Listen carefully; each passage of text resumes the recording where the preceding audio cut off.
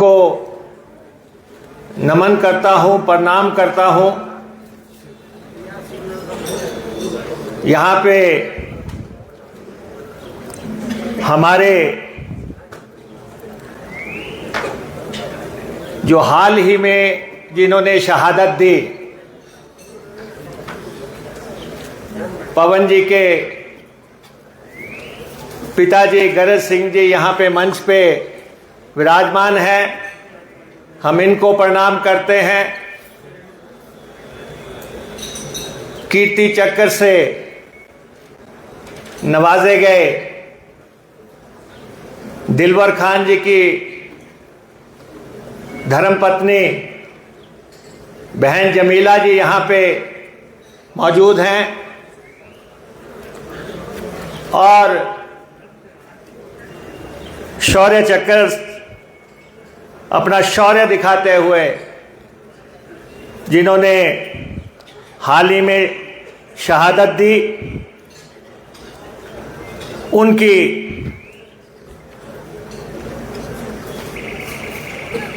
भारती जी यहाँ पे मौजूद हैं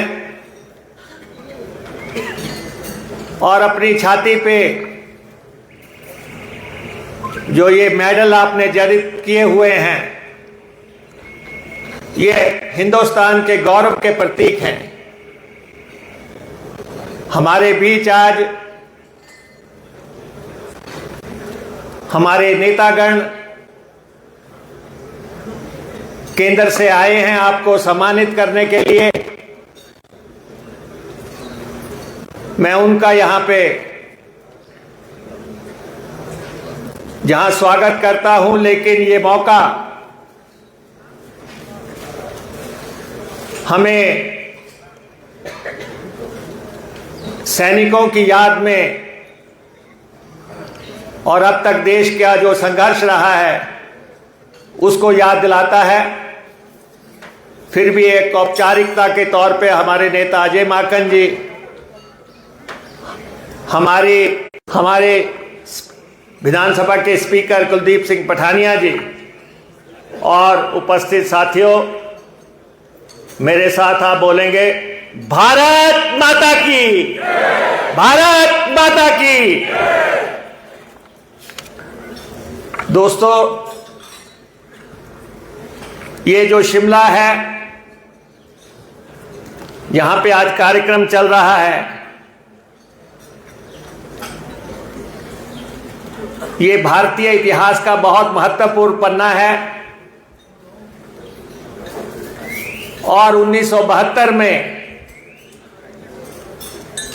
यहां पे समझौता हुआ। हमारी नेता श्रीमती इंदिरा गांधी जी शिमला आई और पाकिस्तान से तत्कालीन राष्ट्रपति भी यहां पे आए और यहां पे एक निर्णायक समझौता हुआ जो कि हिंदुस्तान की जो सैन्य के जो हमारे संघर्ष हैं उसमें कैसे आगे चलना है दोनों देशों में, वो यहां पे हमारे तय हुआ।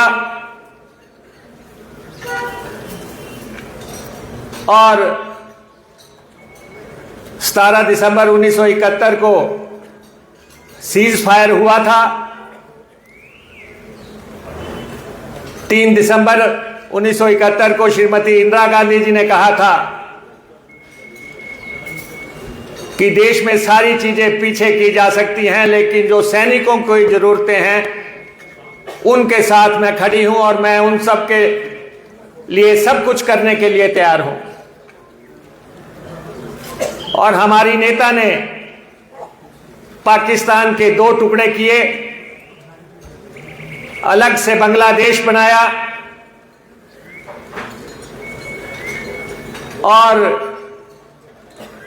यहां पे जो समझौता हुआ उसके बाद 2 जुलाई 1972 को उसमें स्पष्ट कर दिया गया था कि यहां पे जब भी बातचीत होगी 2 देशों में वो द्विपक्षीय बातचीत होगी, बायलैटरल टॉक्स होंगे, और कोई भी तीसरी ताकत जो है वो इसमें हस्तक्षेप नहीं करेगा। और ये आज दिन तक एक मूल सिद्धांत है, और हमारा भारत सरकार से भी ये आग्रह है कि किसी भी कीमत पे शिमला समझौता पे आंच नहीं आनी चाहिए। शिमला समझौता सर्वोपरि है, चाहे इस दफा सीज फायर का ऐलान अमेरिका के राष्ट्रपति ने किया हो, लेकिन कश्मीर मुद्दे पे कोई भी तीसरे पक्ष की हस्तक्षेप ये देश बर्दाश्त नहीं कर सकता। और हम सब शिमला समझौते की पावनता के पीछे खड़े हैं, और हम अपने नेताओं से भी ये कहना चाहते हैं जो दिल्ली से यहां आए हैं, श्रीमती इंदिरा गांधी जी द्वारा किया हुआ समझौता, दो देशों के बीच का जो समझौता है, उस पे हमें एक पार्टी के तौर पे भी अडिग रहना है। मैं आपको ये बताना चाहूंगा कि ये वीर भूमि है। हमारे वीर जवानों ने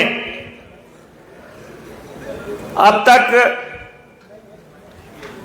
1203 पदक हिमाचल के जवानों को अब तक मिल चुके हैं, और जिनमें से 4 परमवीर चक्र हिमाचल को मिले हैं। और ये 4 परमवीर चक्र के अलावा हमें 2 अशोक चक्र मिले, 10 महावीर चक्र प्राप्त हुए, 25 कीर्ति चक्र प्राप्त हुए, 57 वीर चक्र प्राप्त हुए, 99 शौर्य चक्र प्राप्त हुए। तो इस तरह हिमाचल के लोग सरहदों को महफूज रखने के लिए अपनी क्षमता का परिचय देते रहे हैं। हम आज याद करते हैं, आज के मौके पे परमवीर चक्र मेजर सोमनाथ जी, जिन्होंने 1947 में आजादी के तुरंत बाद पाकिस्तान से लड़ाई के दौरान शहादत दी। लेफ्टिनेंट कर्नल धन सिंह थापा 1962 में चीन युद्ध के दौरान उनको परमवीर चक्र मिला। कैप्टन विक्रम बत्रा कारगिल युद्ध के दौरान 1999 में उनको परमवीर चक्र मिला। सूबेदार मेजर संजय कुमार, इन्हें भी 1999 में परमवीर चक्र मिला। तो ये 4 परमवीर चक्र हमारे शौर्य की गाथाओं को दिखाते हैं। अशोक चक्र में कर्नल जसवीर सिंह रैना 1985 में इनको अशोक चक्र प्राप्त हुआ। कैप्टन सुधीर कुमार को 2000 में अशोक चक्र प्राप्त हुआ। और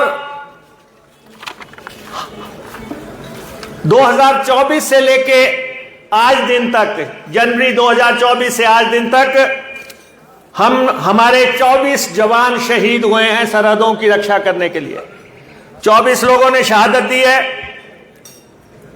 और हाल ही में ऑपरेशन सिंदूर के दौरान 10 मई को कांगड़ा जिला के शाहपुर निवासी सूबेदार मेजर पवन कुमार रजौरी क्षेत्र में पाकिस्तान द्वारा की जा रही गोलाबारी में शहीद हुए। उनके पिताजी यहां पे विराजमान हैं। और हमारे हरोली विधानसभा क्षेत्र के सब इंस्पेक्टर व्यासदेव को अपनी टांग गंवानी पड़ी। मैंने उनसे,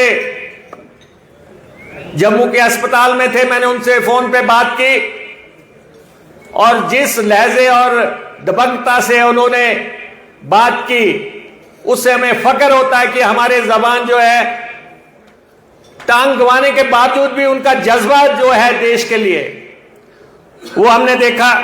ऐसे ही सिख रेजिमेंट के गुरनाम सिंह भी इसी ऑपरेशन सिंदूर में घायल हुए हैं। हम इनके जल्दी से स्वस्थ होने की कामना करते हैं। ऊना जिला के बंगाना के घरबासड़ा निवासी दिलवर खान, जिन्हें की कीर्ति चक्र मिला, अभी उनको सम्मानित किया गया। यहां पे उनके पत्नी को, उनकी माताजी को, जमीला जी को, उनकी पत्नी को सम्मानित किया। मैं उनके आवास पे भी गया था और उनका 4 साल 5 साल का बेटा कह रहा था कि मुझे अपने पिता की शहादत का बदला लेना है। वो अभी साथ में था बच्चा, मुख्यमंत्री जी ने उनको टोपी भी पहनाई। तो ये जज्बा है हिंदुस्तानियों का। और हमारे किन्नौर जिला के तरांडा गांव के हवलदार रोहित कुमार नेगी को मरणोपरांत अभी शौर्य चक्र प्राप्त हुआ है। एक कीर्ति चक्र हमें मिला, एक शौर्य चक्र अभी हमें प्राप्त हुआ। और हमारे हवलदार रोहित नेगी 8 अक्टूबर 2023 को ड्यूटी के दौरान हिमस्खलन की चपेट में आकर शहीद हुए। और हाल ही में 22 मई को कारगिल के द्रास सेक्टर में कांगड़ा जिला के थुर्ल के निवासी अग्निवीर नवीन कुमार हाल ही में शहीद हुए हैं। 12 अप्रैल को नदौन विधानसभा क्षेत्र के वीर सपूत कुलदीप चंद कश्मीर में आतंकवादी मुठभेड़ में शहीद हुए।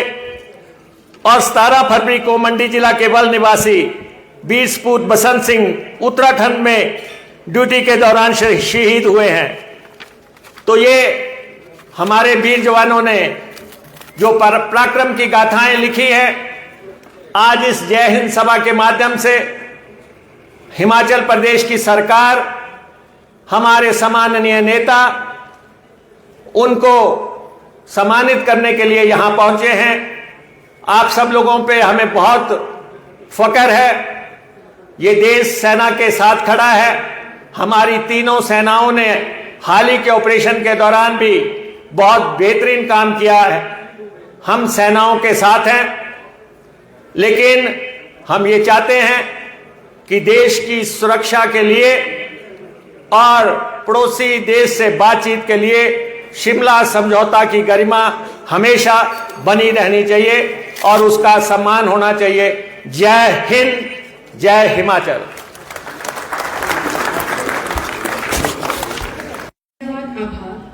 उस देश की सरहद को कोई छू नहीं सकता, जिस देश की सरहद की निगहबान है ये आंखें।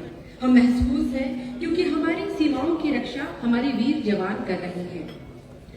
कार्यक्रम में पुनः अनुरोध रहेगा माननीय मुख्यमंत्री जी से, सभी माननीयों से सेना के शौर्य को नमन करने के लिए।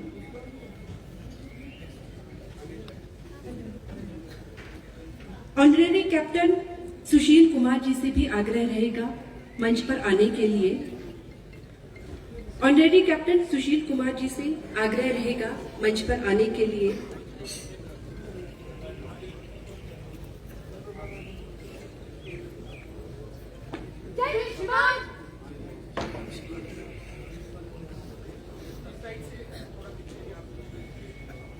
शहीद